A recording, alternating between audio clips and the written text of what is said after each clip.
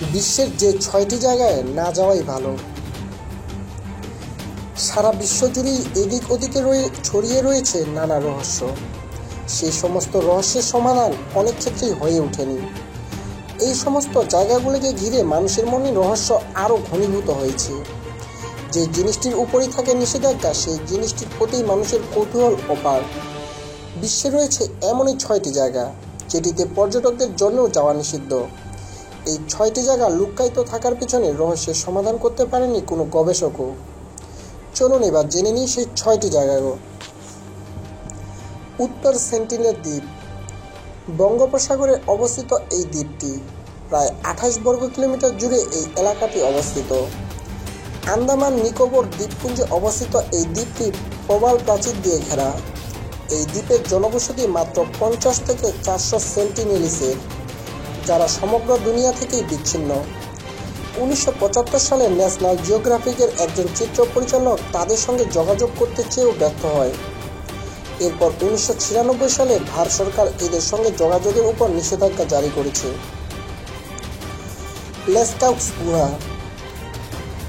ফ্রান্সের দক্ষিণ প্রান্তে অবস্থিত এই বিশেষ গুহাটি কথিত আছে 20 বছর আগে এই গুহাটি তৈরি হয়েছে। এই গুহার গায়ে চিত্রিত ছবিগুলো বেশিরভাগই পশুদের ছবি দিয়ে তৈরি। 18 বছর বয়সী এক যুবক এই গুহার দরজাটি আবিষ্কার করে। 1948 সালে এই গুহাটি পর্যটকদের জন্য খুলে দেওয়া হলেও 1963 সালে এটি বন্ধ করে দেওয়া হয়েছে, কারণ এই গুহার গায়ে খোদাই করা শিল্পগুলি আস্তে আস্তে ধ্বংস হয়ে যাচ্ছিল। মেট্রো 2। মস্কোতে রয়েছে এই গোপন মেট্রো। জোসেফ স্টালিন এই মেট্রোটি আবিষ্কার করেন। ক্রেমলিন থেকে এফএসবি হেডকোয়ার্টার অবধি বিশাল রাস্তাকে যুক্ত করেছে এই মেট্রো রাস্তাটি। ইসে গ্র্যান্ড মন্দির। এটি জাপানে অবস্থিত। এটি পবিত্র ধর্মস্থান হিসেবে বিখ্যাত। এখানে আসাতেরাসুকে পূজা করা হয়।